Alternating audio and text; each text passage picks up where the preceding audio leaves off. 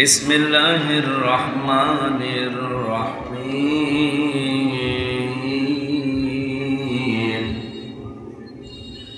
ওয়াইলুল লিকুল্লি হুমাযাতিন লুমাযা আল্লাযী জামা'a মা'লান ওয়া আদ্দাদা يحسب أن ماله أخلدا كلا لينبذن في الحطمة وما أدراك ما الحطمة نار الله الموقدة التي تطلع على الأفئدة إنها عليهم مؤصدة في عمد ممددا صدقت يا ربنا কক্সবাজার জেলার উখিয়া থানার অন্তর্গত পালংখালী পশ্চিম ফাঁড়ির বিল সপ্তম আদর্শ ইসলামী ফাউন্ডেশনের উদ্যোগে দ্বিতীয় বাৎসরিক ঐতিহাসিক তাফসীরুল কোরআন মাহফিল পালংখালী উচ্চ বিদ্যালয় ময়দানে সম্মানিত সভাপতির দায়িত্বে আছেন বিশিষ্ট ইসলামী চিন্তাবিদ শিক্ষাবিদ জনাব মাওলানা হুসাইন মাহমুদ জুলু দামাত বারকাতুহুল আলিয়া। এ মাহফিলের প্রধান অতিথি জনাব এম এ মুখতার আহমেদ সভাপতি ফারির বিল আলিম মাদ্রাসা। বিশেষ অতিথি জনাব মোহাম্মদ শাহজাহান, জনাব অ্যাডভোকেট রেজাউল করিম, জনাব আবুল আলা রহমান, জনাব কামাল হুসাইন মেম্বার। প্রধান মেহমান আপনাদের টেকনাফ উখিয়া এই আসনের জন্য বাংলাদেশ জামাত ইসলামী কর্তৃক মনোনীত নমিনি, উনি এমপি পদপ্রার্থী না, উনি নমিনি। বাংলাদেশ জামাত ইসলামী এটা একটা আলাদা আমার মনে হয় বৈশিষ্ট্য বাংলাদেশে দেখিয়েছে যে এই দলে কেউ পদপ্রার্থী না, সব নমিনি।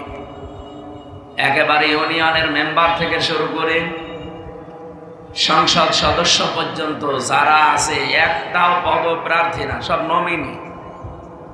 এরা যদি কেউ পদ চেয়ে নেয় কিয়ামতের আগে পাবে না। বাংলাদেশ জামাত ইসলামী একটা আদর্শ সেট করেছে। আমার তো মনে হয় অন্যান্য যে দলগুলো এই দেশে এখন আছে প্রায় ৭৩টা দল কাজ করছে। আপনি দেখেন এই জায়গায় আসার জন্য তারা মারামারি করে মরে যাবে। বেশি বললাম? আমি আমার নিজের জেলা কুষ্টিয়াতে তো দেখতে পাচ্ছি, আমার ৩ নাম্বার আসন, এই আসনে ৪ জন অলরেডি খাড়া হয়ে আছে। আমার তো মনে হচ্ছে শুধু নাম ঘোষণা দিতে দেরি, ওরা জিহাদে নিয়ে। জামাত ইসলামী বাংলাদেশ এইটাই, এই সিস্টেম নেই, আজ পর্যন্ত হয়নি। আমার মনে হয় ইনশাল্লাহ সামনে হবেও না। এমনকি মাহফিলের আজকের যিনি প্রধান আলোচক অধ্যক্ষ মাওলানা নূর আহমদ আনোয়ারি, উনি নিজেও জানেন না যে ওনার নাম ঘোষণা দেওয়া হবে, এমপি নমিনি হিসাবে ওনার নাম আসবে, উনি নিজেও জানে না। আমারটা যেমন আমি জানতাম না, কেউ এরকম জানে না। এই দেশে শুধু জামাত ইসলামী এই উদাহরণটা সেট করতে পেরেছি।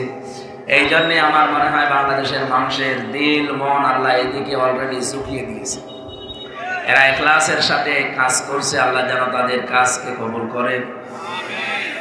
আলোচনা করলেন মাওলানা ইয়াসির আরাফাত জিহাদি, জনাব মাওলানা নুরুন নবী ইবনে হুসাইন, মঞ্চে বসা ওলামায়ে কেরাম, সামনে বসা মুসলমান ভাইরা, পর্দার আড়ালের সম্মানিত মা এবং বোনেরা, প্রশাসনের ভাইরা, প্রাণপ্রিয় কক্সবাজারবাসী, দল মত জাতি বর্ণ ধর্ম নির্বিশেষে আজকের এই অনুষ্ঠান, যদিও তরুণ সমাজ ইসলামিক ফাউন্ডেশন যেটা এনারা সাজিয়েছে, কিন্তু এলাকায় যারা আছি আমরা, অন্য ধর্মের মানুষ যারা এসেছেন বা শুনতে পাচ্ছেন, আপনাদের জন্যও কোরআনে কারীম হাদা বায়ানুল লিন্নাস। মানুষ আপনি, আপনার জন্য আল্লাহ এর ভেতরে কিছু দিয়েছে। এই কোরআনে আল্লাহ যত কথা দিয়েছেন এর আলোচ্য বিষয় মানুষ না গরু ছাগল?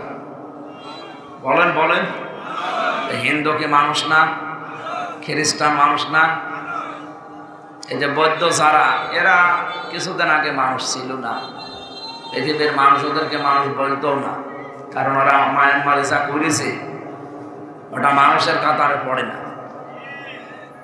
এখন যদি মানুষ হতে চায় তাদের মানবতার দিকে ফিরে আসা দরকার। আমাদের এই ছোট্ট দেশের উপরে তারা যে চাপ দিল, এই চাপটা যদি আবার তারা নিজেরা অন্তত নিজেদের মানুষগুলোকে নেওয়ার মাধ্যমে একটু কমিয়ে দেয়, তাহলে তাদের মানুষ বলা যায়। কারণ আমাদের এই দেশের আয়তন ৫৬,০০০ বর্গ কিলোমিটার, এর চাইতে কমপক্ষে ৪ ডবল বড় ওই দেশটা। এই পাশে পাশে না, এত বড় বিশাল দেশ। এখন পৃথিবীর নিকৃষ্ট মানুষের তালিকায় যারা আছে ইহুদিরা। কারা?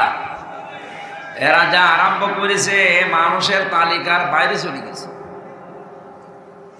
আজকে ডাচ এমপি একজন, উনি বক্তব্য দেওয়ার সময় ফিলিস্তিনের পতাকা নিজের শরীরে জড়িয়ে গিয়েছে সংসদে।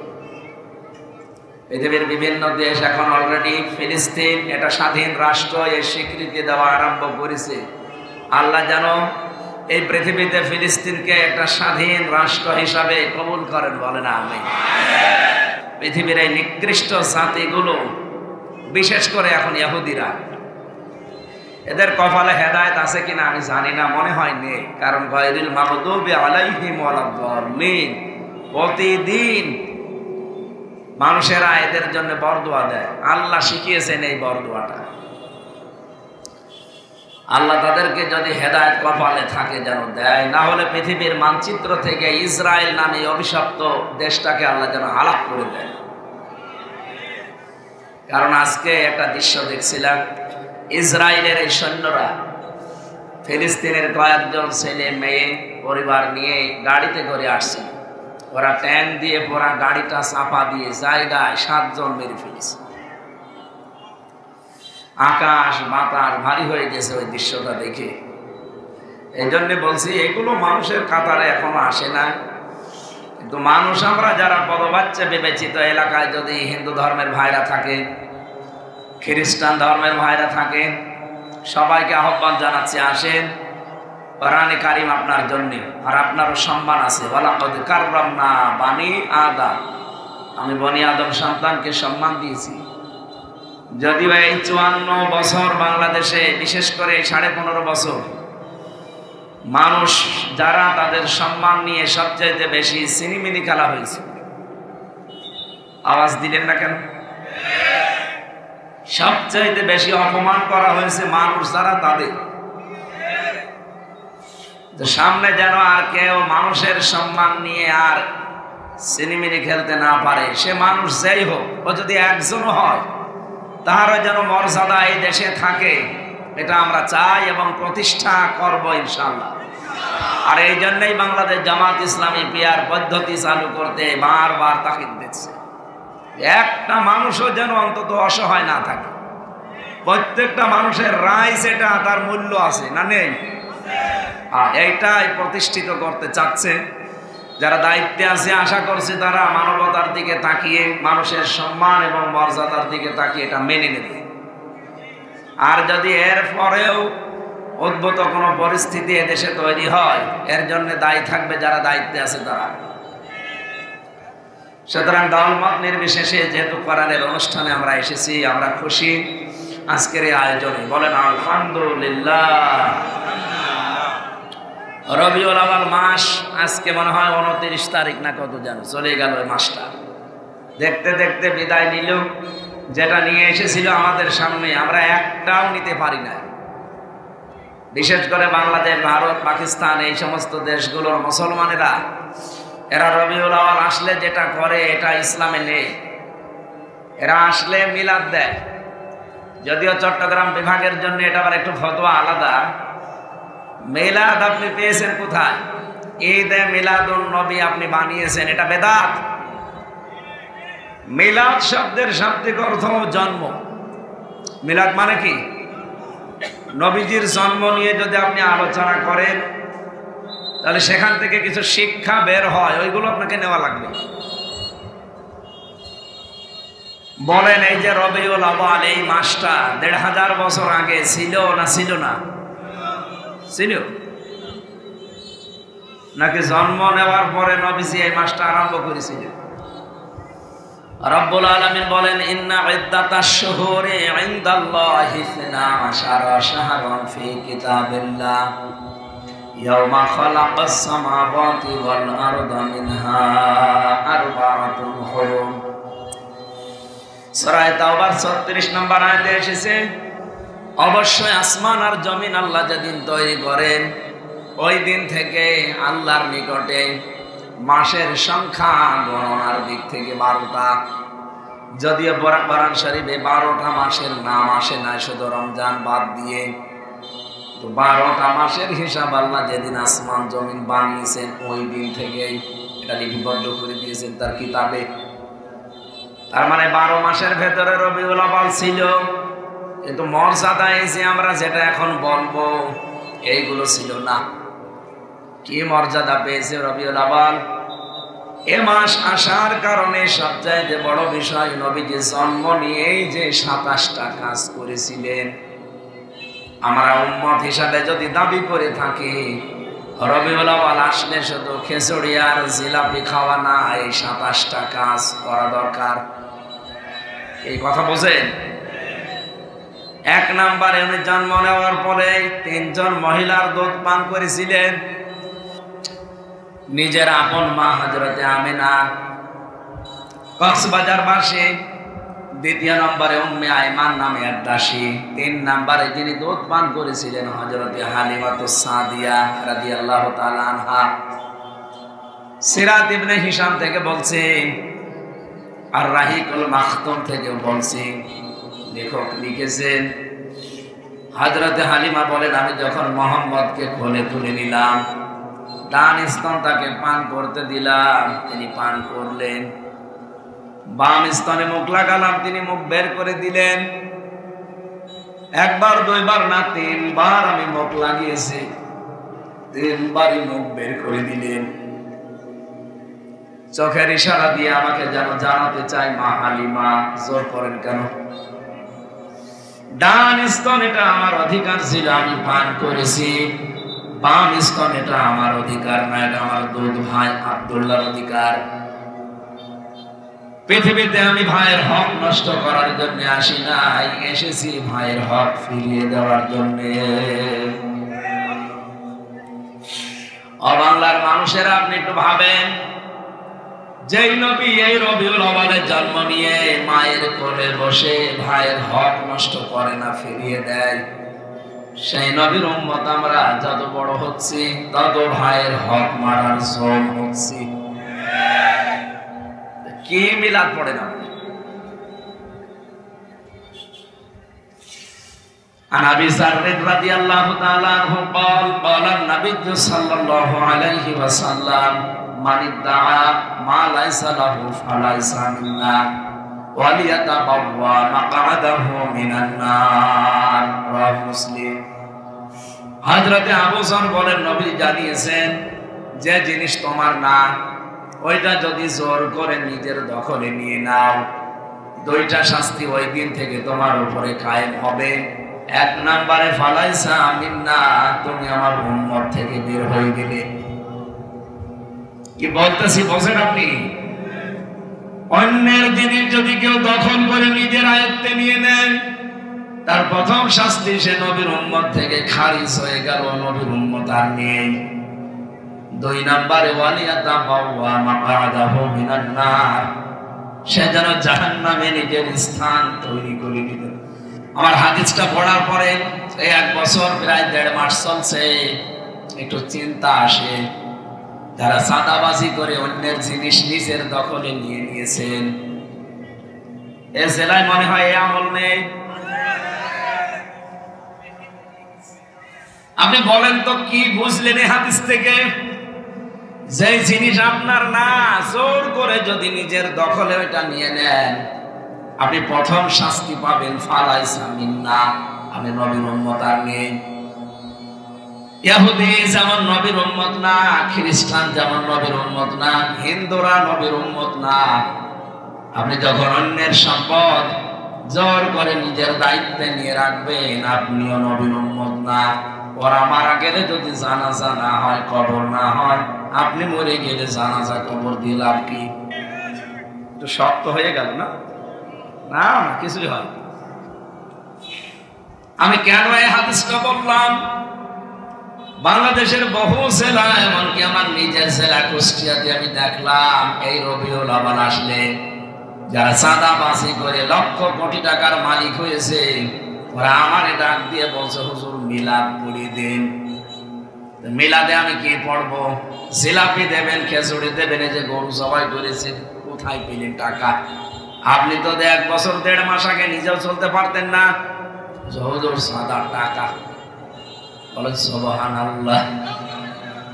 চাঁদাবাজি করে ওই টাকা দিয়ে যদি মিলাদ দেয়, কিসের মিলাদ দিচ্ছেন আপনি? নবীজি এই রবিউল আউয়ালে কি করতেন? ভাইয়ের হক ফিরিয়ে দিতেন মায়ের কোলে বসে জন্মের পরে।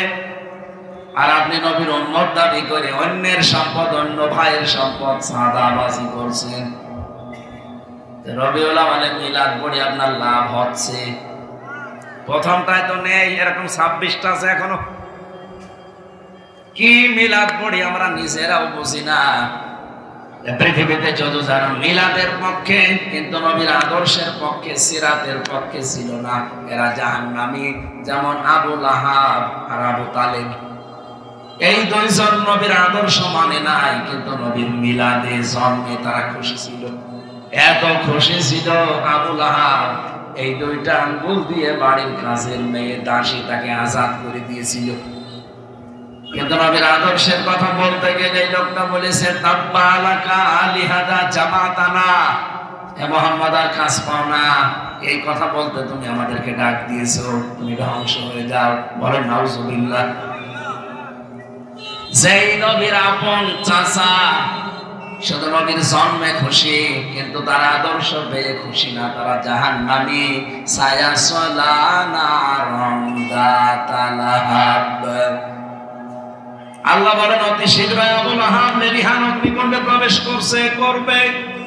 শুধু এতটুকু আল্লাহ শেষ করেননি, ওয়ামরাতুহু, তার স্ত্রীও তার সাথে থাকবে। বিশ্বনবীর আদর্শ না মানার কারণে যদি তার চাচা পর্যন্ত জাহান্নামের লেলিহান অগ্নিকুণ্ডে চলে, এমনকি তার চাচি পর্যন্ত। আজ বাংলাদেশে নবীর আদর্শ আমরা যারা কায়েম করতে চাই, বিশ্বনবীর যে সমাজ ব্যবস্থা, এটা যারা আমরা এই দেশে প্রতিষ্ঠা করতে চাই, তাদের বিরুদ্ধে যারা উঠে পড়ে লেগেছেন, তারা যেন নবীর বিরুদ্ধে উঠে পড়ে লেগেছে।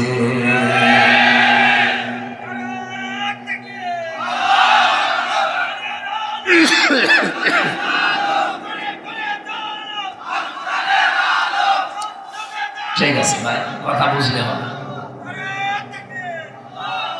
আজ হয়তো উম্মে জামিল নবীর স্ত্রীর চাচি নেই, কিন্তু তার পেতাত্তারা আছেন। সারা বাংলাদেশের দিকে তাকান, যারাই আমরা নবীর আদর্শকে রবিউল আউয়াল মাস থেকে প্রতিষ্ঠা করার সিদ্ধান্ত নিয়েছি, তাদের বিরুদ্ধে নাদা জল খেয়ে লেগেছে।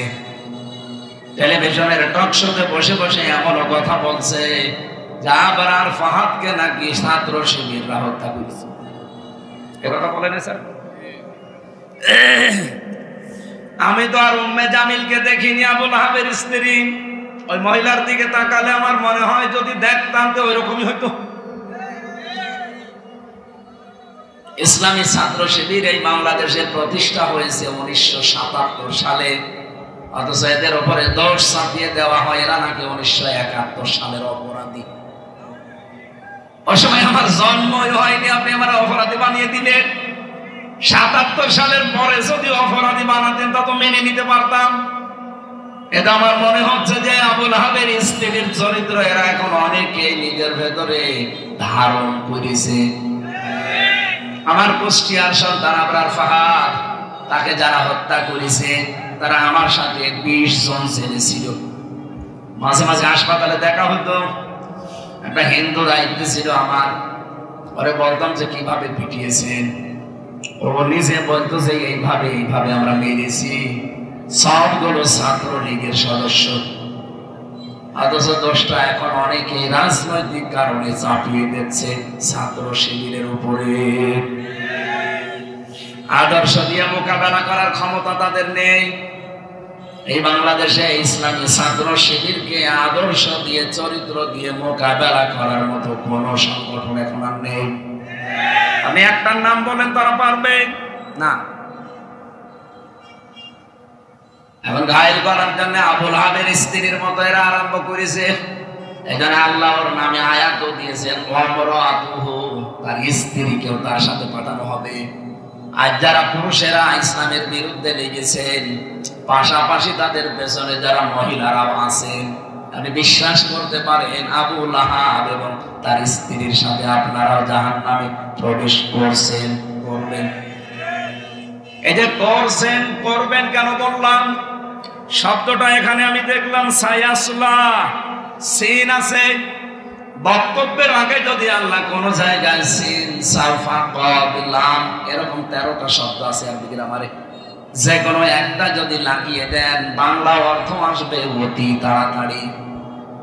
আল্লাহ ইয়াসলা মোজারে দিয়েছেন, অতি তাড়াতাড়ি তারা জাহান্নামে যাচ্ছে।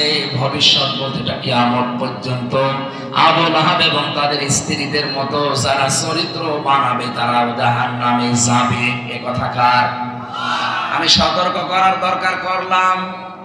এরপরও যদি কেউ ভুল বুঝে থাকেন, সূরা আহাব পড়ে দেখেন কি আছে। সিস্টেম অপর পৃষ্ঠায় দেখুন, এই পৃথিবীতে শুধু নবীর মিলাদ পেয়ে, নবীর জন্ম পেয়ে তারা আনন্দ করে নাই, নবীর আদর্শ পেয়েও যারা আনন্দে ছিল তারা 2 জন চাচাই জান্নাতি, হযরত আমির হামজা, হযরত আব্বাস।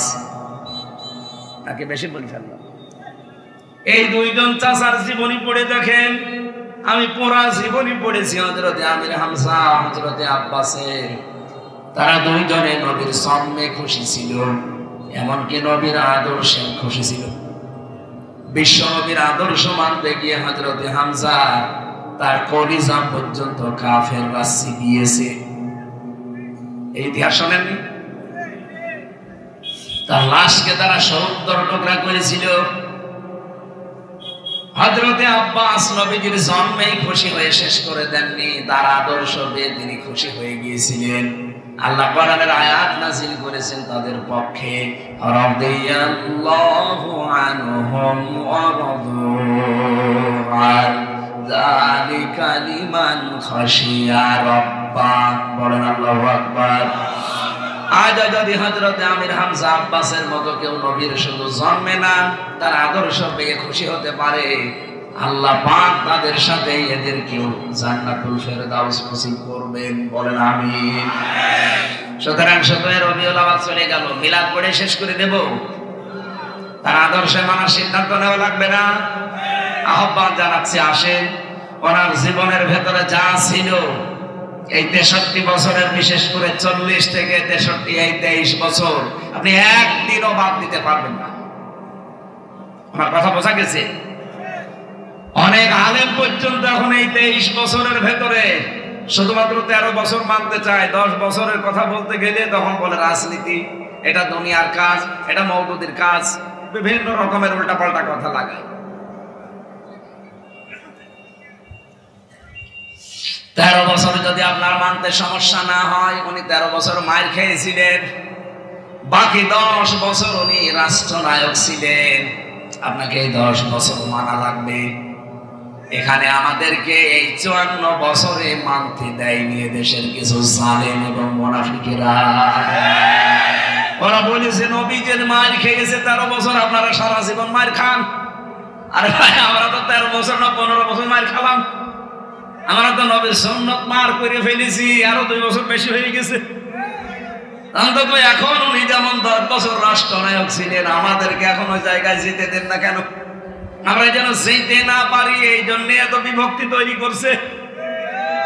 আপনি দেখেন, আলেমরা যখন সব এক জায়গায় হওয়ার সিদ্ধান্ত অলরেডি নিয়ে ফেলেছিল, হঠাৎ করে, আমি নাম নিলাম না, কিছু আকাবির কিছু বুজুর্গকে লাগিয়ে দিয়েছে ফতোয়াবাজি করার জন্য। এতদিন কিন্তু ফতোয়া দেয়নি, হঠাৎ করে আরম্ভ করেছে। আপনি এতদিন কোথায় ছিলেন? এই 54 বছরে তো বলতে পারতেন যে না, কিয়ামতের আগে সম্ভব না। এখন একটা সুর যেহেতু উঠে পড়েছিল, হঠাৎ করে যারা এই কাজে আরম্ভ করেছেন, আমরা কিন্তু টের পাচ্ছি আপনারা কার কাছ থেকে কি খেয়ে এই কথা বলছেন। শুধু আমরা না, এদেশের পাগল এখন বুঝে ফেলেছে। যাদের সম্পর্ক নজিবুল বসর ময়স ভণ্ডারীর সাথে, যাদের সম্পর্ক বাহাউদ্দিনের সাথে, যাদের সম্পর্ক এই দেশে যারা শিরকে বেদাতে লিপ্ত তাদের সাথে, তাদের মুখ দিয়ে কথা বের হবে না, হবে কি? বাংলাদেশ জামাত ইসলাম প্রমাণ করুক যে তারা কওমি মাদ্রাসা, দেওবন্দি মাদ্রাসা, সুন্নিয়াত মাদ্রাসার বিরুদ্ধে না। আমরা কি প্রমাণ করব? আমি তো নিজে একটা কওমি মাদ্রাসা চালাই, যদিও জালেমরা বন্ধ করে দিয়েছে। আমি জেলখানায় যাওয়ার পর আমি নিজে একটা হাফেজি মাদ্রাসা বানিয়েছিলাম, আমার নিজের টাকা দিয়ে চালাতাম। কওমি হাফেজি দেওবন্দি সুন্নিয়াত মাদ্রাসা যদি আমরা বন্ধ করে দেব, আমি বানাতে গেলাম কি পাগলা কুত্তায় কামড় দিয়েছে মারে। এটাই আবার কি প্রমাণ দেওয়া লাগবে আপনাদের? ওই সব কিছু না, শয়তান আমার মনে হয় কিছু মানুষকে সেই বালাম বিন বাওরার মতো দখল করে ফেলেছে। নয়তো হঠাৎ একটা সুযোগ এসেছে, 13 বছর না 15 বছর মার খাওয়ার পর 10 বছর যেন আমরা কোরআনটা দিয়ে এবার রাষ্ট্র চালাতে পারি, সেই ব্যবস্থা আল্লাহ কিন্তু তৈরি করে দিয়েছিল। এবার যদি ইসলাম দেশে না আসে, আমার মনে হয় কিছু আলেম নামে জালেম তারা দায়ী। এদেরকে বাঁচিয়ে রাখাই ঠিক না। দিন কায়েমের কথা বললে যারা বলে এরা মওদুদিবাদ, এরা জামাত ইসলামী, এরা ধান্দাবাজ, এরা খালি রাজনীতি করে, আল্লাহর কসম এই মানুষগুলো মুশরিক। এটা আমি বানালাম। সূরা শুরা 13 নম্বর আয়াতের মাঝের অংশে আপনি দেখবেন, কাবুরা আলাল মুশরিকিনা মা তাদউহুম ইলাইহি। হে নবী, আপনি যেদিকে মানুষকে ডাকেন, আসো আল্লাহর বিধান কায়েম করি, দিন কায়েম করি, এ বিষয়ে কোনো মত পার্থক্য করা যাবে না। আপনি দেখবেন আপনার এই কথা শুনলে রাগ করবে, অপছন্দ করবে যারা মুশরিক তারা। একেবারে কাটছাট কথা না বলেন তো, কাবুরা আলাল মুশরিকিনা মা তাদউহুম ইলাইহি। যেদিকে আপনি ডাকছেন, এই কথা শুনলে রাগ হবে মুশরিকদের। আপনি কি মুশরিক? আমি তো আমার বাবার বিধান কায়েম করার জন্য সে কুষ্টিয়া থেকে এসে বলি না, সারা জীবনই আমি বলছি আসেন আমরা আল্লাহর দ্বীন কায়েম করি। কথা বলেন না কেন? সুতরাং আমাদের কথা শুনলে যাদের রাগ হয়, মন খারাপ হয়, বুঝতে হবে তাদের ভেতরে শিরিক আছে। আর শিরিক করলেই লোকটা, বলেন বলেন বলেন, শিরিক করলেই লোকটা, আরো জোরে বলেন, শিরিক করলে লোকটা। এখন আপনি প্রশ্ন করতে পারেন, এত বড় দলের আমির উনি মুশরিক মানে? হ্যাঁ মুশরিক। নাই তো দিন কায়েমের কথা শুনলে তার রাগ হবে কোন কারণে? আপনি কোন কারণে ট্যাগ দেবেন যে মওদুদির কথা বলে? আমরা মওদুদিকে ইমাম হিসাবে মানি না, ফিকহার ইমামও মানি না, মাযহাবের ইমামও মানি না, তার কাছ থেকে কোনো মাসলা মাসাইল আমরা নেইনি। আপনি আন্দাজে এক ট্যাগ দিয়ে মানুষ থেকে আমাদেরকে দূরে সরিয়ে রাখেন কোন কারণে? সারা জীবন শুনছি যে আমাদের আকীদা ঠিক নেই, আকীদা ঠিক নেই। আজ পর্যন্ত তো দেখলাম না যে কোন আকীদা ঠিক নেই সেটা বলতে। সেটা সিলে কান নিয়ে গেছে, এই সব দৌড়াচ্ছি আমরা। সত্যি বলছি, সারা জীবন শুনছি যে আমাদের আকীদা ঠিক নেই, কোন আকীদা ঠিক নেই সেটা আমি আজ পর্যন্ত শুনি নাই। খালি সিলে কান নিয়ে গেছে, দৌড়াচ্ছে, শুধু এইটাই চলছে। সাফ কথা, যারা দিন কায়েমের কথা শুনলে, যে কোনো আলেম হোক ও ইমাম হোক খতিব হোক, যে কোনো মুসলমানও দাবি করে, যদিও যদি মন খারাপ করে, বুঝবেন ওর দ্বারা কোনো শিরিক হচ্ছে। হয়তো ওটের পাচ্ছে না যে শিরিক কোনটা, অবশ্যই হচ্ছে, নয়তো কোরআনের আয়াত আপনি কি করবেন?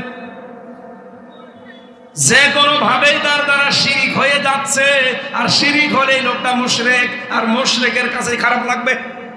এই জন্য এরা আজ দিন কায়েম করতে দিতে চায় না।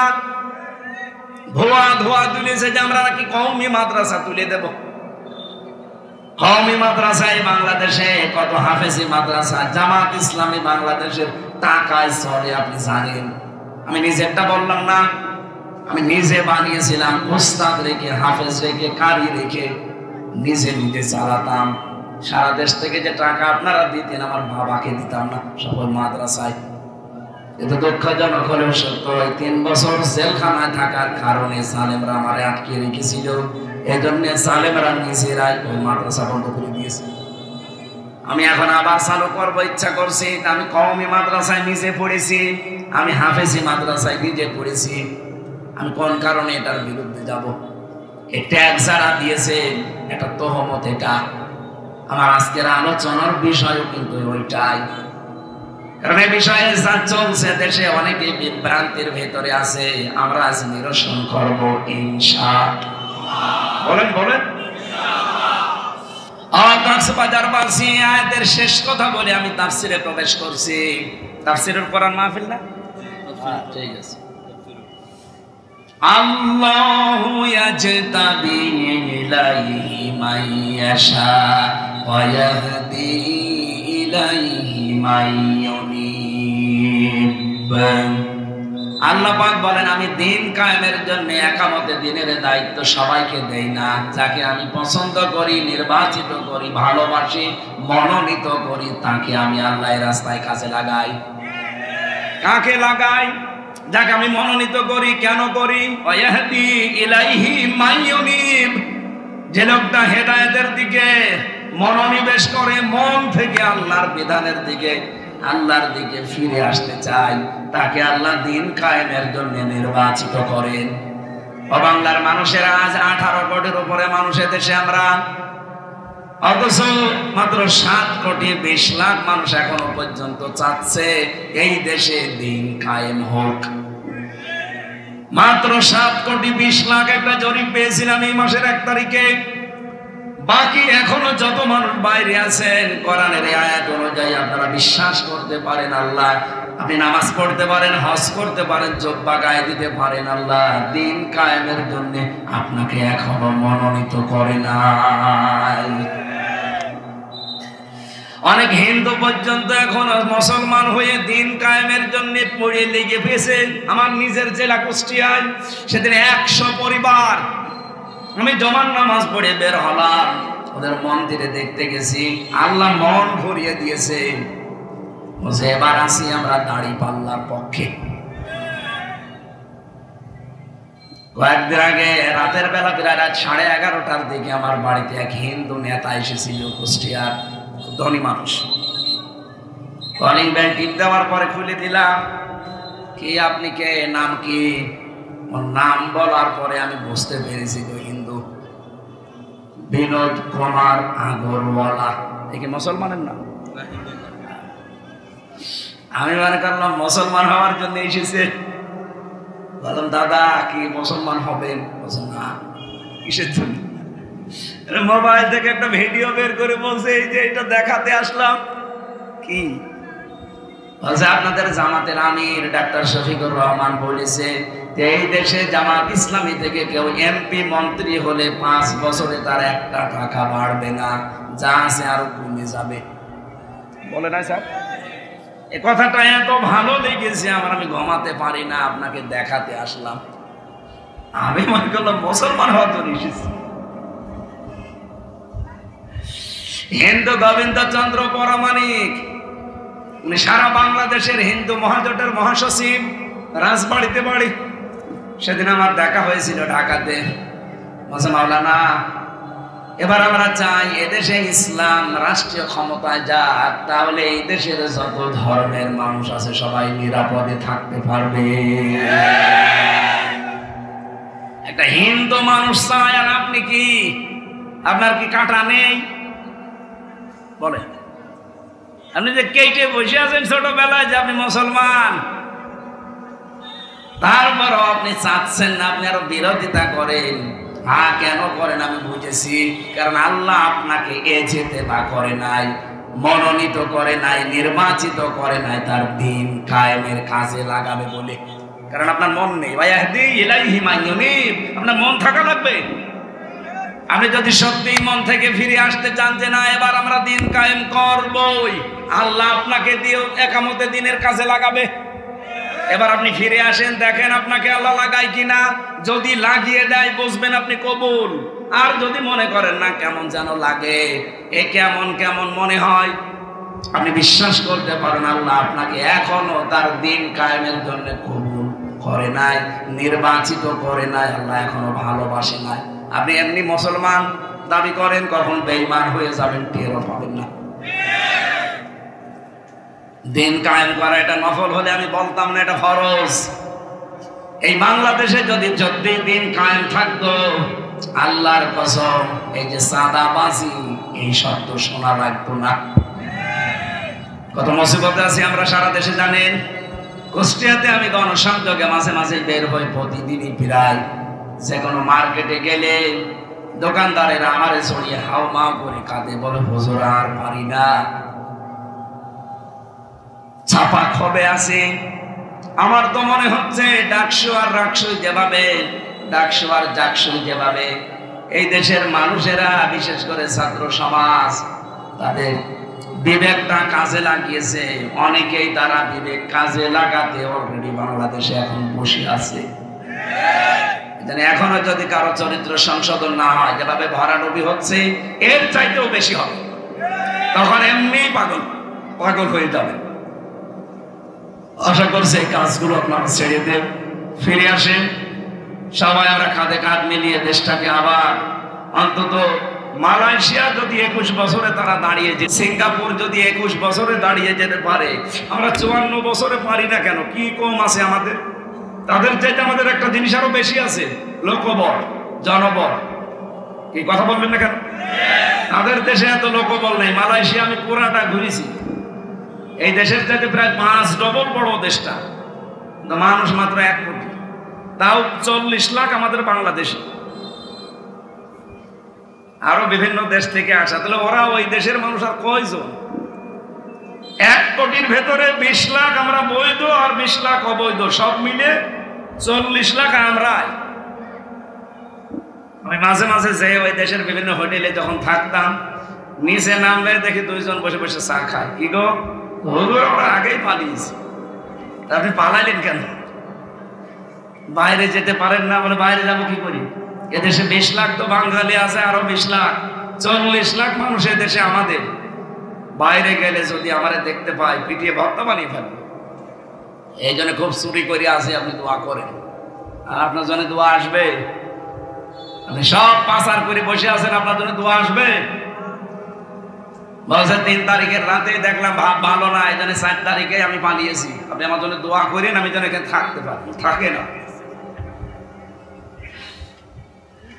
দেশটা এত বড় বিশাল দেশ, ওদের জনবল নেই, লোকবল নেই, অথচ শুধু সততা আর খাদ্যে ভেজাল রোধ করার কারণে দাঁড়িয়ে গেছে। ওদের এরকম রোগ শোকও নেই। আমি এই যে 15 দিন 20 দিন 1 মাস করে যে থাকি, একটা কাশি হয় না। এত বড় বিশাল দেশ, প্রতিদিন 300 কিলো কি 2000 কিলো 2500 কিলোমিটার রান করা লাগে প্রতিদিন আমার মাহফিল। অথচ এই দেশের কয় কিলো আসলাম। সূরা হুমাজা 104 নম্বর সূরা কোরআনে কারিমে 33টা শব্দ আছে, 161টা অক্ষর আছে। এটা নাজিল হয়েছে উমাইয়া ইবনে খালফ, এই লোকের কিছু গালিগালাজের কারণে। আমরা শানে নজরুল এইভাবে পড়েছি ফিজের আলী কোরআনে। এবার ব্যাখ্যায় যাচ্ছি। প্রথমে যেহেতু তেলাওয়াত করেছি, আমরা বাংলা মাতৃভাষায় অর্থটা বলবো, যে কয় আয়াত আমি বলতে চাচ্ছি ওই কয় আয়াতের, এরপরে ব্যাখ্যায় যাচ্ছি। আপনারা থাকবেন না ঘন্টাখানিক আর লাগবে না, আধা ঘন্টা ইনশাআল্লাহ। আল্লাহ পাক বলেন ওয়াইলুল লিকুল্লি হুমাযাতিল লুমাযা আল্লাযী জামাআ মালা ওয়া আদ্দাদা। এখানে তিন শ্রেণীর মানুষকে আল্লাহ নিজে হুমকি এবং ধমকি দিয়েছেন। বলেন কে হুমকি ধমকি কি আনোয়ার সাহেবের, আমির হামজার, কার? আল্লাহর হুমকি, আল্লাহর এই ধমক সবার ভয় লাগবে না, কাদের লাগবে? ফাযাক্কির বিল কুরআনি মান ইয়াখাফু ওয়াঈদ। So admonish and or by the Holy Quran him who fears my threat. হে নবী, কোরআন দিয়ে উপদেশ দেবেন তাদের আল্লাহর ধমকের ভয় আছে। এখানে ধমকের কথা বললাম কয়টা? আরো জোরে বলেন। রব্বুল আলামিন তিনটা ধমকের ধমকি দিয়েছেন, শুধু ধমক না হুমকি পর্যন্ত দিয়েছেন। ধমক তো দিয়েছে।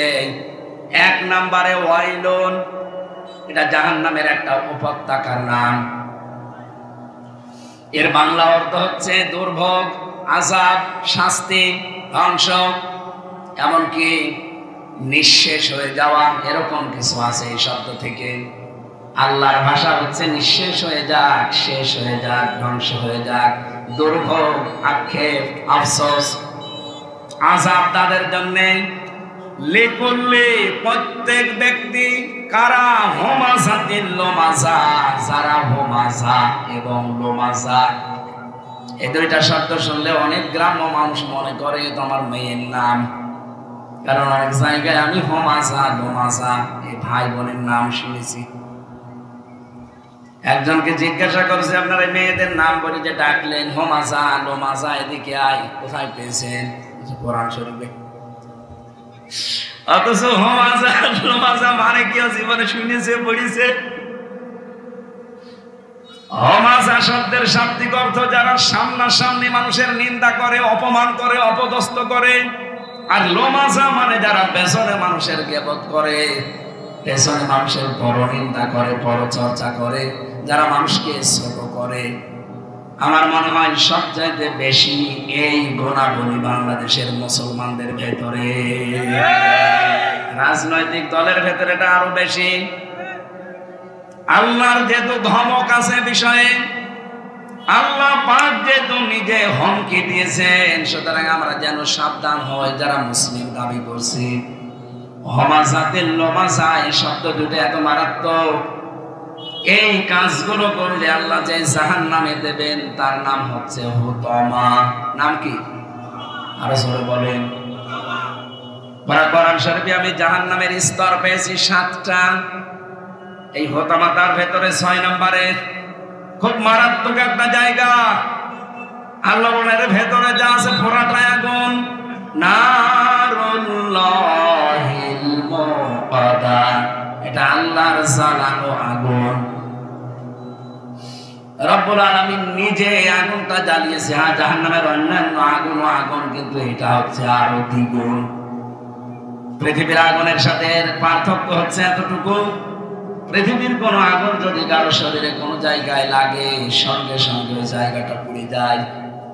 আর এই হুতামার ভেতরে যে নারুল্লাহ আছে, আল্লাহর আগুন, এটা যদি সত্যি কারো শরীরে কোনো জায়গায় লাগে আগে কলিজা পুড়ে ছারখার হয়ে যায়। অথচ এখানে যাবার মতো মানুষ আমরা বাংলাদেশে বহু আছি যারা সামনাসামনি মানুষকে অপমান করে, তাদের দোষের কথা তুলে ধরে, পেছনে পেছনে মানুষের পেছনে লেগে থাকে। এই দোষটা বাংলাদেশে এখন আছে কিনা বলেন তো? আল্লাযী জামাআ মালা ওয়া আদ্দাদা, যারা মাল জমা করে এবং বারবার গণনা করে। এর কয়েকটা অর্থ হতে পারে। এক নম্বরে যারা মাল জমা করে, যে কারণে খরচ করা দরকার এই খরচ তারা করে না, তার মানে তারা দাতা না। আমি তাফসিরে এটা মাযহারির ভেতর থেকে কোট করেছি। এই মালা ওয়া আদ্দাদা, যারা মাল জমা করেন কিন্তু তার হক আদায় করেন না। অবৈধভাবে যদি কেউ মাল জমা করেন এবং এটা খরচ করতে না চায়, শুধু নিজে হিসাব করে রাখে, এই মানুষগুলোর জন্য ধ্বংস অনিবার্য। আল্লাহ নিজে ঘোষণা দিয়েছেন। আমার প্রথম প্রশ্ন হচ্ছে, আল্লাহ মালের কথা কেন 3 নম্বরে নিয়ে আসলেন? এই মাল কোন মাল? অনেকে আমরা মনে করছি যে আগে যারা পালিয়েছে এদের ভেতরে আবুল মাল, আবার কামাল ছিল না। এরা এই কামাল আবুল মাল না। মালের ব্যাখ্যা 5টা পেয়েছি আমি। এবার মিলান, এই দেশে কারো সাথে যদি মিলে যায় সেটা আমি এখনই পাল্টাই। 5 প্রকার জিনিসকে তাফসিরে মাল বলা হয়। 1 নম্বরে মাল হচ্ছে অস্ত্র শস্ত্র। যারা এই অস্ত্র শস্ত্র জমা করছেন, এদেশের মানুষ অনেকেই কিন্তু এই 1 বছর 1.5 মাসে এটা করে ফেলেছে, সামনে কাজে লাগাবে বলে। কথা বলছেন না? যারা এরকম অস্ত্র শস্ত্র জমা করে রেখেছেন, এটাও মালের অন্তর্ভুক্ত। আপনি বৈধভাবে করেন অসুবিধা নেই, কিন্তু অবৈধভাবে করলে সমস্যা আছে। বাংলাদেশের এই 630টা থানা আপনি খোঁজ নিয়ে দেখেন, এই বিপ্লবের পরে বহু মানুষ এরকম অস্ত্র শস্ত্রের মালিক হয়ে গেছে, এমনকি আরো আনতেছে। এগুলো তারা সামনে কাজে লাগাতে। 2 নম্বরে যারা শক্তি সামর্থ্যকেও মাল বলা হয়।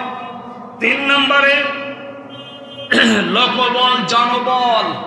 যারা লোকবল জনবল বাড়াতে থাকে, শুধু লোক বাড়ায় জনবল বাড়ায়, আর বারবার দেখবেন তাদের মুখে এই কথা যে আমরা বড় দল বড় দল। আপনি বড় দল, তাতে হয়েছে কি? এত বড় দল করেন আর কি গো হারা হাঁটলেন আপনি দেখেন না? এই জন্য জনবল লোকবলের যারা বড়াই করেন, যারা এগুলো বিভিন্ন কায়দায় জমা করেন, সে যেভাবে হোক। 4 নম্বরে বেশি ক্ষমতা, রাজত্ব, রাষ্ট্রীয় চেয়ার। এইটা যারা মনে করেন যে আমার আর কোনদিন হারাবে না, ইয়াহসাবু আন্না মালাহু আখলাদা, মনে মনে ধারণা করে নিয়েছে, ও বিশ্বাসও করে যে এই চেয়ার, এই জনবল, এই লোকবল, এই অস্ত্র শস্ত্র, এই শক্তি সামর্থ্য, এই ক্ষমতার চেয়ার যা একবার পেয়েছি জীবনে আর আমার কাছ থেকে দূরে চলে যাবে না, হারাবে না। এই ধারণা পৃথিবীতে কাফিরদের। আমি 2 জনের নামে যে আয়াতের তাফসীর পড়তে গিয়ে পেয়েছি। 1 নম্বরে পেয়েছি আবু লাহাব। এ লোকটা মন্ত্রী ছিল, এর যে সম্পদ ছিল, আল্লাহ বলেন একটাও কাজে আসে নাই। তাব্বাতি ইয়াদা আবি লাহাবি ওয়া তাব মা আগনা আনহু মালুহু ওয়া মা কাসাব। আল্লাহ পাক বলেন ধ্বংস হয়ে যাক আবু লাহাব এবং তার 2 হাত সহ। ও ধ্বংস হয়েছে। ওয়া তাব্বা মা আগনা আনহু মালুহু ওয়া মা কাসাব। কাজে আসে নাই তার যে সম্পদ, সেটা উপার্জন করেছিল, সেটা অর্জন করেছিল, একটাও তাকে উপকার করে নাই, কাজে আসে নাই। এমনকি জীবনের শেষ দিকে প্লেগ রোগ হয়ে পচে দুনিয়া থেকে বিদায় নিয়েছেন, মাটিও হয়নি। আমার মনে হয় আয়াত পড়ার পরে এখনো অনেকের জীবন এর সাথে মিলে যাচ্ছে। বিএনপির স্থায়ী কমিটির সদস্য ছিল ব্যারিস্টার রফিকুল ইসলাম মিয়া। আপনি একটু তাকান তার দিকে। আজ কত বছর তার বউটা গলে চলে গেছে, ছেলে মেয়ে চলে গেছে, হাসপাতালে পড়ে আছে খাসের গোয়া নিয়ে। কেউ তার খোঁজ খবর আর নেয় না, দলীয় লোক নেয় না, আত্মীয় স্বজন নেয় না, বিছানাগত। অথচ কি দাপট ছিল লোকটার বলেন তো? বিএনপির মতো এত বড় দলের স্থায়ী কমিটির সদস্য ছিল, এমপি ছিল, মন্ত্রী ছিল, অথচ পাশে এখন কাজের বোয়া ছাড়া কেউ নেই। আর 1 দিন 2 দিন না, বছরের পর বছর পড়ে আছে। এখান থেকেও কি শিক্ষা নেওয়া যায় না আপনাদের? আবু লাহাবকে আল্লাহ এই জন্যই তো দৃষ্টান্ত দিয়ে রেখে দিয়েছেন, মা গানা আনহু মালুহু ওয়া মা কাসাব। রব্বুল আলামিন বলেন কাজে আসে নাই তার কোন সম্পদ, সেটা উপার্জন করেছিল। ও যা উপার্জন করেছে ওর জীবনে আমি পড়ে দেখেছি, এত সম্পদের মালিক হয়েছিল বৈধ অবৈধ এভাবে, একটা কিছু শেষ বয়সেও কাছে লাগাতে পারে না। 2 নম্বরে আমি পেয়েছি তাফসিরে ফি জিলালিল কোরআনে, যার নাম সে লোকটা হচ্ছে কারুন। কি না? ইন্না কারুন কানা মিন কওমি মূসা ফাবাগা আলাইহিম ওয়া আতাইনাহু মিনাল কুনুজি মা ইন্না মাফাতিহাহু লাতানূ বিল উসবাতি উলিল কুওয়া إذ قال له قومه لا تفرح إن الله لا يحب الفرحين।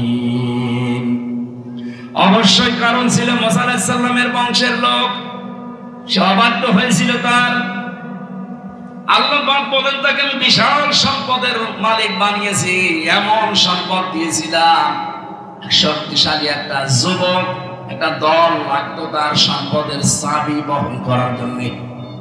কক্সবাজারবাসী চাবি বহন করার জন্য যদি কিছু যুবক লাগে, তাও শক্তিশালী যুবক, তাহলে তালা বহন করার জন্য কত কিছু লাগবে। আর তালায় যদি এত হতে পারে যে সিন্ধুক বা বাক্সর ভেতরে সম্পদ ছিল, এ কত বড় বড় হবে বলেন। এর একটা দৃষ্টান্ত পেয়েছি, যদিও এটা অথেন্টিক না। এই যে বালি দেখা যায় মরুভূমির ভেতরে, এই কক্সবাজারের সমুদ্র সৈকতে যে বালির ভেতরে চিকচিক করে, এইটা নাকি কারণের সম্পদের ধ্বংস অবশেষ। বিষয়গুলো কত সম্পদের মালিক ছিল আপনার মাথায় ধরবে না। এর বড় জাতির লোকেরা যখন তাকে বলেছে লা তাফরাহ, এত অহংকার করা ঠিক না, এত আনন্দিত হওয়া ঠিক না, ও বলেছে ইন্নাল্লাহা লা ইউহিব্বুল ফারিহিন। জাতির লোকেরা বলেছে অবশ্যই আল্লাহ এভাবে আনন্দ, যারা অবৈধ আনন্দ করে তাদেরকে ভালোবাসে না, কোনো পাত্তাই দেয়নি। একটা একটা করে এমন কথা জাতির লোককে শুনিয়েছে আল্লাহ। পরে একটা রুকুতে এবার আলোচনা দিয়েছে। আমার তো মনে হচ্ছে আগস্টের 5 তারিখের পরে 1 বছর 1.5 মাসে অনেকের চরিত্র আমরা এখন কারুনের মতো দেখতে পাচ্ছি। এই যে মালের ব্যাখ্যা যে 5টা বলছি, এই 5টায় তারা জমা করে আর বারবার মনে করে যে এগুলো আমাদেরকে অমর করে রাখবে, এগুলো আমাদেরকে চিরস্থায়ী করে রাখবে। আল্লাহ বলেন মাল তো জমা করেই করে আর বারবার হিসাব করে, গণনা করে। এই 3টা অপরাধে যারা অপরাধী তাদেরকে আমি ধমক দিচ্ছি, হুমকি দিচ্ছি, সাবধান। এখনো যদি তোমাদের বদকর্ম ফিরে না আসে,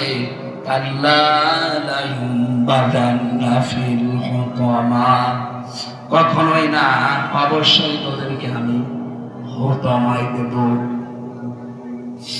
এবার আমরা তাফসিরে প্রবেশ করছি। প্রথম সপ্তাহে আমি তাফসির থেকে যেটা কোট করেছিলাম, প্রথমে পড়েছিলাম 7টা কথাকে হোমাসা এবং লোমাসা বলা হয়। যেহেতু ধ্বংস আল্লাহ এই 2টা শব্দ দিয়ে আরম্ভ করলেন, ওয়াইলুল্লি কুল্লি হোমাসাতিন লোমাসা, 7টা বিষয়কে এই হোমাসা এবং লোমাসা বলা হয়। একটু ভালো করে মিলাবেন। আমি গাল গল্প করছি না, পুরোপুরি কোরআন থেকে কোট করা। 1 নম্বরে যারা পর নিন্দা করে, পরের নিন্দা, এই শব্দটার সাথে পরিচিত না আমরা। 2 নম্বরে যারা এটা মিথ্যা রটনা করে যারা। 3 নম্বরে যারা বহতান, যারা অপবাদ দেয় মানুষের উপরে। আমার তো মনে হয় সারা বাংলাদেশে এখন সবচাইতে বেশি আমি এই বহতানের শিকার। একটা কথা 1.5 ঘন্টা 2 ঘন্টার ভেতরে যদি সিলি পপ্তান হয়, এইটার সাথে রং ঢং লাগিয়ে অনেক রাম আর বামরা, বিশেষ করে যারা জালেম, এরা বিভিন্ন মাধ্যম ব্যবহার করে প্রোপাগান্ডা 180 মাইল বেগে চালাচ্ছে। এই 2 দিন দেখতে পাচ্ছেন না? আমাদের চরিত্রে একটু আঁচ লেগেছে, তাই নাকি পাগল হয়ে গেছে। আরে ভাই, আপনি জেনা করবেন, আপনি ধর্ষণ করবেন, 100 বোনকে আপনি ধর্ষণ করেছেন, 100। এরপর আপনি মিষ্টি বিলোপন করেছেন, এটা সারা দুনিয়ার মানুষ জানে। আমি তো তাও পুরাটা বলি না, একটু হালকা টাচ দিয়েছি। এটাই আমার উপরে আপনি বহতান দিয়ে দিলেন, অপবাদ।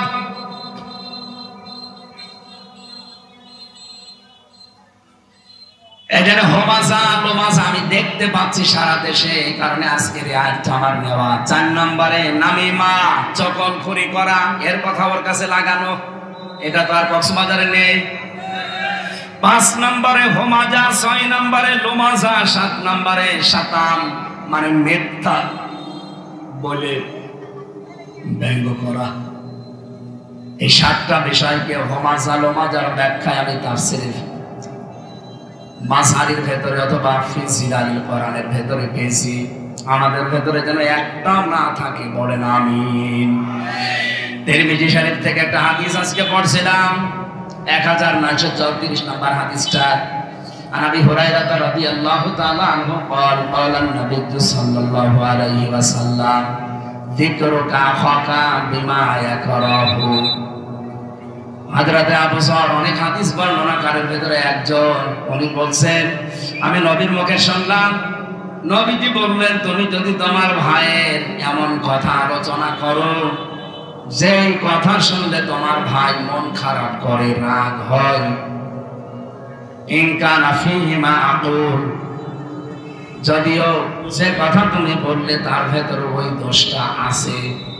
قال رسول الله صلى الله عليه وسلم إن كان فيه ما تقول فقد اغتبت। নবীজি বললেন আবু যর, যে কথা তুমি ভাইয়ের সম্পর্কে মানুষের সামনে বললে এই দোষটা যদি তার ভেতরে থাকে তাহলে এটা গীবত। وإن لم يكن فيه ما تقول فقد, যেই দোষের কথা তুমি বললে এটা যদি ওর ভেতরে না থাকে, তুমি যদি বানিয়ে কোনো কথা তার নামে মানুষের সামনে চালিয়ে দাও, তাকে ছোট করার জন্য, খাটো করার জন্য, এটা বহুতার, এটা আরো মারাত্মক। গীবত করলে তো আপনি মরা ভাইয়ের গোশত খাওয়ার সমান গুনাহ হয়। আর বহুতান যদি কেউ করে থাকেন, যতদিন ওই অপরাধ আল্লাহ আপনাকে দিয়ে না করাবে ততদিন আপনার মরণ হবে না। আমি আবার বলছি, গীবত করলে আপনি মরা ভাইয়ের গোশত খেয়েছেন এটা বিশ্বাস করতে পারেন, কারণ এই ঘোষণা কার? বলেন বলেন। কোরআনে কারিমে সূরা হুজুরাতে আল্লাহ জানিয়েছেন যারা গীবত করে তারা যেন মরা ভাইয়ের গোশত খায়, অথচ কেউ তোমরা এটা পছন্দ করো না, অথচ তোমরা এটা খাচ্ছ। কিন্তু বহুতান যদি কেউ করে থাকেন, ওর ভেতরে ওই দোষ ছিল না, আপনি বানিয়ে তার নামে দোষ চালিয়ে দিলেন ফেসবুকে, ইন্টারনেটে, ইউটিউবে, পত্রিকায়, আল্লাহর কসম আপনাকে দিয়ে আল্লাহ ওই দোষ করাবে। এই যে মহসিন হল এবং সলিমুল্লাহ মুসলিম হল, এই দুইটার ভেতরে তথ্য বিভ্রাট ঘটেছিল আমার। আপনি কাল বেলা রিপোর্ট দেখেছেন, তারা নিজেরা রিপোর্ট ভিডিও বানিয়েছে যে সলিমুল্লাহ মুসলিম হলে প্রায় 16 বছর আযান দেওয়া হয়নি, ধারাবাহিকভাবে না হলেও নিয়মিত অনিয়মিত। মানে ওইটা বলতেছে মুসলিম হলের যে সলিমুল্লাহ মুসলিমের জায়গায় মহসিন বেরিয়ে গেছে, এই নিয়ে আমারে তো গালি দিয়েছে, আমার মা বাবারও গালি দিয়ে বলছে ওরা সারুস। এতটুকুর জন্য আপনি ছড়িয়ে দিলেন। আর আপনারা যে একেবারে দাহা সত্যকে মিথ্যা বলে প্রচার করেন, আপনারা কি বলেন? নবীজি বললেন তা হয়, অবশ্যই আপনাকে দিয়ে আল্লাহ এই গুনাহ দুনিয়ায় করাবে।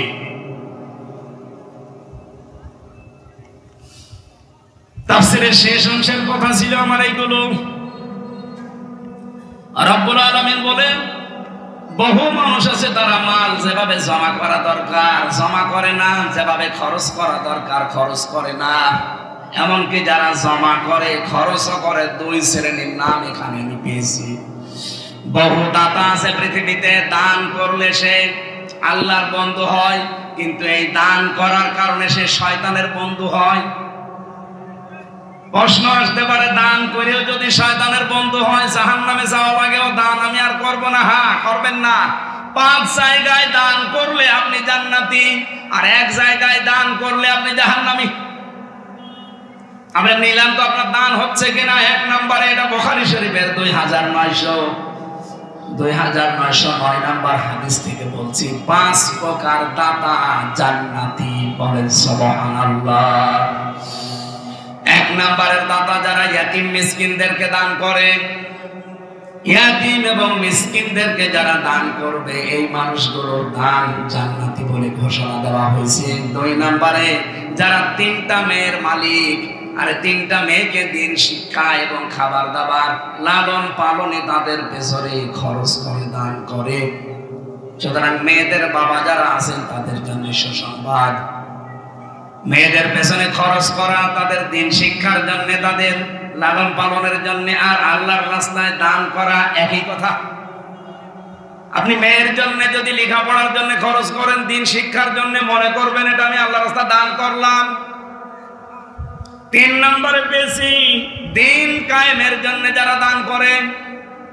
এদেশে এখন দিন কায়েমের সময় কিন্তু সামনে আসতেছে। আপনার সাধ্য মতো আপনি যদি এ রাস্তায় যতটুকু সাধ্যে আছে যদি দিতে চান, আমার কুষ্টিয়ার ইবি থানা আমার নিজের আসনের মিজানুর রহমান নামে আমার এক ভাই, উনি জামাত ইসলামের কর্মী, উনি রকনও না জেলা আমিরও না, একটা কর্মী। মানে যে 7-8 দিন আগে একটা ইতিহাস বানিয়েছে। ওনার একটা অটো রিক্সা ছিল, 3টা গরু ছিল, যতটুকু আটা ছিল 8 কেজি মাত্র। পরিবারের সদস্যদের জন্য ওই বেলার রান্না করার পরে প্রায় 6.5 কেজি আটা বেঁচে গেছে। ওইগুলো সব নিয়ে একামতে দিন ইসলামী আন্দোলন বাংলাদেশ জামাত ইসলামকে উনি বাইতুল মালে সব দান করে দিয়েছে। জেলা আমির জিজ্ঞাসা করছিল যে আপনি সব এবাদে দিচ্ছেন, এটা তো নিয়ম না, অন্তত 3 ভাগের 1 ভাগ দেন, 2 ভাগ পরিবারের জন্য রাখেন। উনি বলছে স্যার আপনি নিষেধ করবেন না, আমি আবু বকরের সাথে জান্নাতে যেতে চাই। এখনো মানুষ আছে বাংলাদেশে দিন কায়েমের জন্য। আমরা চাই এরকম মানুষ সারা দেশে তৈরি হোক, তাহলে এই দানের কারণে আপনি জান্নাতি। 4 নম্বরে আত্মীয় স্বজন যারা নিকট আত্মীয় গরিব আছে এদের দিকে খেয়াল করা লাগবে। বহু মানুষ দেখি হজ করে এসেছে, নামাজ পড়ে, তাহাজ্জুদ মিলে, নিজের আপন বোন গরিব, পরিচয় দেয় না, অথচ ধর্ম আত্মীয় পাঠিয়েছে সেই উখিয়া কক্সবাজার চলে যাচ্ছে প্রতি মাসে 3 বার। এই এলাকায় সব নেই। আপনি দান করতে চাইলে সরাসরি শুরু করা লাগবে আপনার মা বাবা। যদি কিছু দিতে চান কাউকে, প্রথমে মা বাবা, স্ত্রী, সন্তান, এরপরে নিজের নিকট আত্মীয়, এরপরে প্রতিবেশী, এরপরে আস্তে আস্তে যাবেন। আর আপনারা একবারে সিরিয়াল মেনটেন না করে চলে যাচ্ছেন সেই সিলেটে শাহজালাল।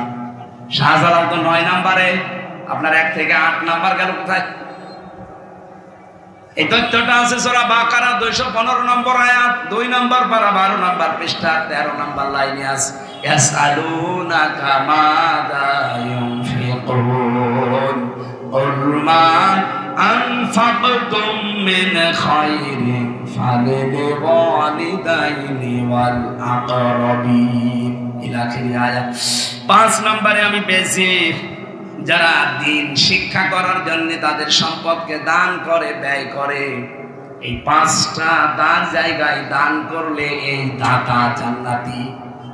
দান করেও জাহান্নামে যাবে কারা? যারা গান বাজনা এগুলোর অনুষ্ঠান করার জন্য, মানুষের চরিত্র নষ্ট করার জন্য দান করে। কোরআন প্রচার হবে, 10টা টাকা দিতে চায় না, যদি বলা হয় গানের মাস্টার আসবে 5 লাখ টাকা লাগবে, আমি দেব, এরকম আপনি এও তো দান করে, এও তো দাতা, কিন্তু এই দানে তাকে জাহান্নামী বানাবে। এই তথ্য পাবেন সূরা লোকমানের 4 নম্বর আয়াতে, ওয়ামিনান নাসি মান ইয়াশরি নাফসা মান ইয়াশতারি লাহওয়াল হাদিসি লিয়ুদিল্লা আন সাবিলিল্লাহ ইলা আখির আয়াত। মানুষের ভেতরে অনেক মানুষ এমন আছে তারা অনর্থক কথাবার্তা, গান বাজনা, সিনেমা, থিয়েটার এগুলো টাকা দিয়ে ক্রয় করে আনে, বাদ্যযন্ত্র, গায়ক গায়িকা, নায়ক নায়িকা, শিল্পীদেরকে নিয়ে আসে মানুষদেরকে আল্লাহর পথ থেকে দূরে সরিয়ে রাখার জন্য। আল্লাহ রাব্বুল আলামিন এই দাতা হওয়া থেকে আমাদের বাঁচান, বলেন আমিন। আর কিছু তথ্য লিখেছিলাম এই তাফসীরের কিতাব থেকে। এই যে প্রথম শব্দে আল্লাহ যে ওয়াইলুন দিয়ে আরম্ভ করলেন, ওয়াইলুন মানে ধ্বংস, অনিবার্য। কাদের জন্য? ওই সমস্ত মানুষরা ধ্বংসের সম্মুখীন হবে যারা নামাজ আদায় করে কিন্তু নামাজে উদাসীন, ফাওয়াইলুল লিল মুসাল্লিন আল্লাযীনা হুম আন সালাতিহিম সাহুন। 2 নম্বরে পেয়েছি যারা ওজনে কম বেশি করে এরা ওয়াইলুনের ভেতরে অন্তর্ভুক্ত। ওয়াইলুল লিল মুতাফফিফিন আল্লাযীনা ইযা তালু আলান নাসি ইস্তাওফুন। যারা ওজনে কম বেশি করে, নেওয়ার সময় বেশি নেয়, দেওয়ার সময় কম দেয়। এটা বহু শিক্ষকের ভেতরে আছে। শিক্ষকতা করতে হলে জ্ঞান লাগে, জ্ঞান অর্জন করে, নেওয়ার সময় বিভিন্ন জায়গা থেকে যা পারে তাই নেয়। কত জায়গা থেকে জ্ঞান আহরণ করে জ্ঞানী হয়, কিন্তু ক্লাসে দেওয়ার সময় আর দিতে চায় না। তখন বলে কোচিং করা লাগবে, প্রাইভেট পড়া লাগবে, নাকি এই সিস্টেম নেই? 3 নম্বরে বেশি ওয়াইলু ইয়াউমাইযিল লিল মুকাদ্দিবিন। সূরা মুরসালাতের ভেতরে আছে যাদেরকে রুকু করতে বলা হয় তারা আল্লাহর বিধানের সামনে আত্মসমর্পণ করে না, এই মানুষগুলোর জন্য ধ্বংস। তার মানে এখানে রুকুকারীদের সাথে রুকু করা মানে জামাতে হাজির হয়ে নামাজ পড়া। আজকে একটা হাসবো না কাঁদবো আমি বলতে পারছি না। একজন নেতা, বড় দল যারা বলে তাদের একজন কেন্দ্রীয় নেতা, উনি বলছে আজকে যে আমরা নির্বাচনের আগের দিন পর্যন্ত জামাতে নামাজ পড়া ছাড়বো না। তার মানে নির্বাচন হয়ে গেলে আপনি নামাজ বাদ দিয়ে দেবেন? পাগলা কুত্তায় কামড় দিলেও এরকম কথা বলা ঠিক না, মনে হয় ফজু পাগলা হয়ে গেছে।